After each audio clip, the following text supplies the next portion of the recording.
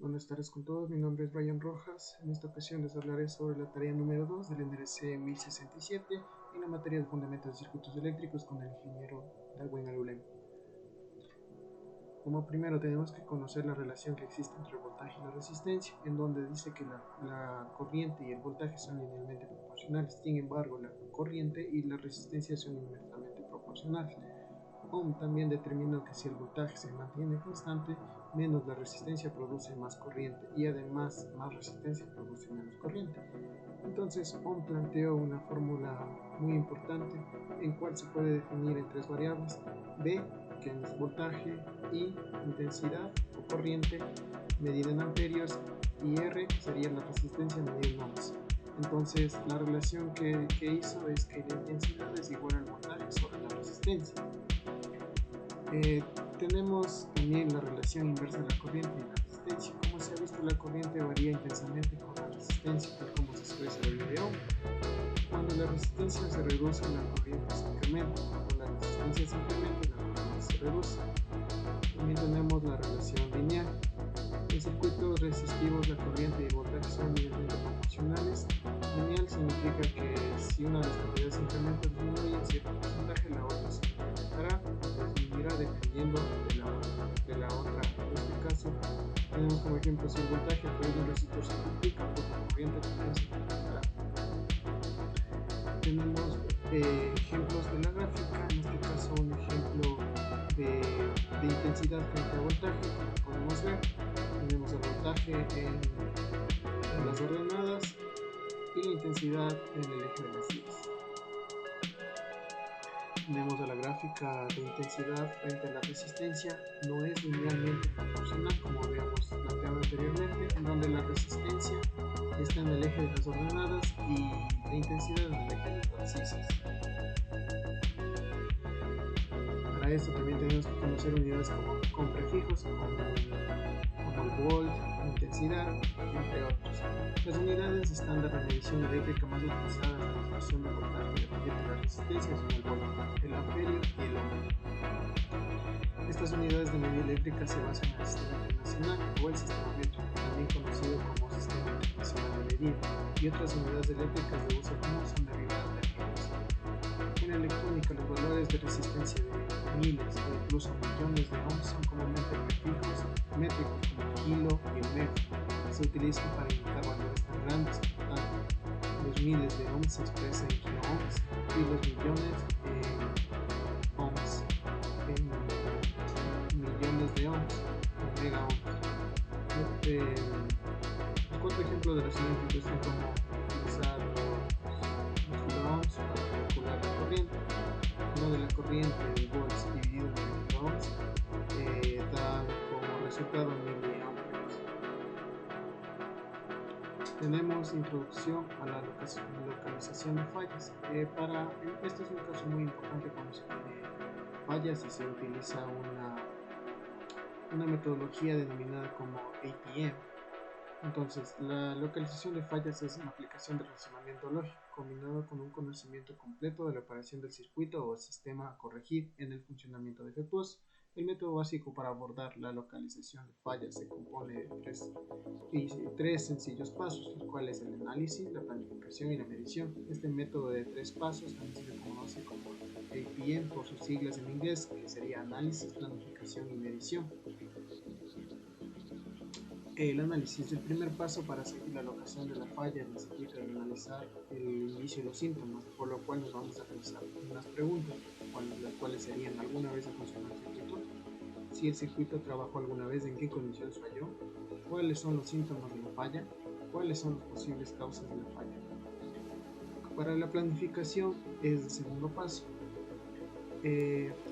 Este paso incluido el proceso de locación de la falla, después de analizar los inicios, y es formular el plan lógico o el ataque apropiado para poder determinar la solución del problema. El saber cómo funciona el circuito es un requerimiento indispensable para poder determinar la falla. También tenemos el otro paso, que sería la medición. El tercer paso consiste en reducir posibles fallas realizando mediciones pensadas cuidadosamente. Estas mediciones casi siempre confirman la dirección en la que se toman los datos del problema. pueden apuntar hacia una nueva dirección a la cual se debe llegar o tomar. De esta vez es posible encontrar el resultado totalmente esperado. Tenemos dos conceptos muy importantes en electrónica, que sería la energía y la potencia. En este caso, la energía eléctrica es causada por el movimiento de cargas eléctricas en interior de materiales conductores, como se habló en la anterior tarea. Es decir, cada vez que se acciona el interruptor de una lámpara o se enciende el circuito eléctrico general, genera el movimiento de electrones a través de cables metálicos, como ejemplo el cobre. Tenemos la potencia. La potencia eléctrica es la proporción de corriente eléctrica que se transfiere en un circuito eléctrico por unidad de tiempo, es decir, la cantidad de energía eléctrica que se genera o disipa en un elemento durante un periodo de tiempo. En el Sistema Internacional de Medidas, la unidad de la potencia se expresa en vatios. Tenemos aquí una fórmula de la potencia, que sería potencia es igual a la energía que está medida en joules sobre tiempo. Potencia en un circuito eléctrico. En un circuito eléctrico, la generación de calor que ocurre cuando la energía eléctrica se transforma en energía calorífica con frecuencia es su producto indeseable generado por el paso de corriente a través de la resistencia del circuito. La relación entre la potencia y la corriente, voltaje y resistencia es expresada en fórmulas precedentes tales como son conocidas como la ley de Watt. En este caso, debe estar expresado intensidad en amperes, voltios en V o voltios, y la resistencia en ohms. Para calcular la potencia de la resistencia se puede utilizar cualquiera de estas dos fórmulas indicadas en la parte superior e inferior derecha, las cuales son unas derivadas con las fórmulas anteriormente planteadas. Como siguiente tenemos la potencia nominal. La potencia nominal es la cantidad de la potencia que un resistor puede disipar sin sufrir daños por calentamientos excesivos. En este caso nos habla que la potencia es un resistor que admite calor, pero permite disipar el calor, pero hasta un cierto límite. Entonces, como se sabe, el resistor de calor, cuando el resistor disipa calor cuando a través de un circuito de corriente, cuando pasa o circula en un circuito, como se habló, pero tiene un límite de cantidad de calor, o una vez que sobrepasa, pues se puede quemar. En este caso, la potencia nominal de un resistor está directamente relacionada con el área de superficie, en este caso con la longitud y el área, como vemos aquí en la imagen. También tenemos tamaños de resistores, como podemos ver, se clasifican desde un octavo, un cuarto, un medio y un cuarto. Para verificación del resistor con un ohmómetro. En un circuito eléctrico, la generación de calor que ocurre cuando la energía eléctrica en un medidor está registrado en la figura, se utiliza la interrupción de función redonda. Para seleccionar ohms, no se tiene que seleccionar manualmente en el intervalo, sino que la mide en particular lo elegimos automáticamente y da una lectura digital. En un medidor analógico, el gran interruptor redondo, podemos ver aquí, es un medidor analógico, tiene un interruptor redondo, tiene una batería digital. Los ajustes son algo similares, pero al contrario de que tenemos una perilla muy grande. Tenemos la conversión de energía y caída de voltaje en una resistencia. Como podemos observar, la figura mostrada aquí ilustra la carga en forma de electrones, fluye desde la terminal negativa de una batería a través del circuito hasta una terminal positiva. Podemos ver que fluye desde lo negativo a lo positivo, como tenemos aquí en el ejemplo. Los electrones se encuentran en el nivel más alto de energía. Los electrones fluyen por cada uno de los resistores que están conectados de forma trayectoria para que la corriente medida en los electrones fluyan para cada resistor. Ceden algo de energía en forma de calor. Por lo siguiente, los electrones tienen más energía cuando entran a un resistor, pero cuando salen de él, tal como se ilustra en la figura, mediante la disminución de intensidad de tono, cuando los electrones han recorrido el circuito y regresan a la terminal positiva, la batería está en un nivel más bajo. Tenemos a las fuentes de potencia. Existen diferentes fuentes de potencia, como podemos ver aquí tenemos un ejemplo de ello. La fuente en general, la fuente de potencia es un dispositivo que suministra potencia o una carga. Recordar que una carga es cualquier dispositivo eléctrico, ya sea un celular, una lámpara, cualquier dispositivo eléctrico. En este caso también las fuentes de potencia van desde baterías muy simples hasta circuitos electrónicos muy complejos y regulados, donde el voltaje de salida es muy exacto, casi se podría decir perfecto. Es automáticamente en estos casos es automáticamente mantenido. Una batería es una fuente de potencia en CD que convierte la energía química en energía eléctrica. Las fuentes electrónicas de la potencia normalmente se convierten en 110 voltios, sea de corriente alterna, como una corriente de pared, un voltaje de CD, en este caso corriente de corriente directa a un nivel adecuado para componentes electrónicos. Amperes hora nominales de baterías. Las baterías convierten energía química en energía eléctrica a causa de su limitada fuente de energía química. Las baterías tienen una cierta capacidad que limita la cantidad de tiempo durante el cuánto puede producir un nivel de potencia. En este caso nos habla que las baterías tienen un cierto periodo de tiempo donde producen potencia, porque es una energía química que en algún momento se va a terminar. En este caso también tenemos a la eficiencia y a la potencia de salida.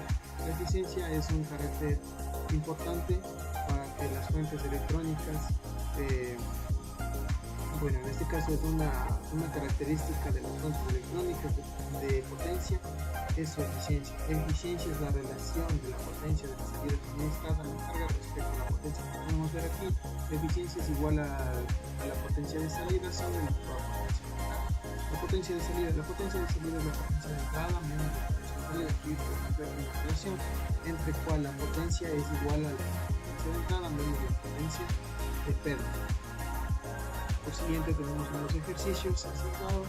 En el ejercicio número 26 tenemos que nos pregunta que asignemos un valor de voltaje a cada una de las fuentes para que aparezcan los circuitos para los circuitos de la figura 322. Para obtener las cantidades de corriente central, en este caso utilizamos una fórmula de voltaje que dice que voltaje es igual a la resistencia por la intensidad, en donde tenemos que nos otorgan el voltaje, en este caso de 27 kiloohms, lo transformamos a ohms y los miliamperios a amperes para que nos den el resultado de volts. En este caso realizamos 27.000 por 0.003 y nos da un resultado de 81 volts. En el ejercicio B tenemos igual 100 mega ohms. En este caso realizamos una conversión para que nos dé en ohms por microamperes. En este caso, como respuesta obtenemos que son 5000 volts. Tenemos el ejercicio C, nos entrega 47 ohmios y 2.5 amperes. En este caso hacemos la sustitución en la fórmula y tenemos que 47 por 2.5 nos da un resultado de 117.5 volts. Para el siguiente ejercicio, lo cual es tomado del libro de Floyd, nos dice que cuál de los circuitos mostrados en la figura 320 tienen más corriente, cuál de estos tiene menos. En este caso podemos realizar la misma transformación, pero en este caso nos tocaría despejar la intensidad para saber cuál de estos tiene menos corriente, más corriente. En este caso decimos que la intensidad es igual al voltaje sobre la resistencia, en donde en la primera figura tenemos el voltaje 50 volts y 3.3 kiloohms. En este caso realizamos la conversión a ohm y tenemos que nos da un resultado de 0.015 amperios. En la figura B tenemos un resultado de 0.12 amperios y en la figura C tenemos un resultado de 0.010 amperios. En este caso podemos observar que la figura que tiene menos es la figura C, en este caso con 0.010 amperios, y la que tiene más amperaje en este caso sería 0.015 amperios. Muchas gracias, esta ha sido mi presentación.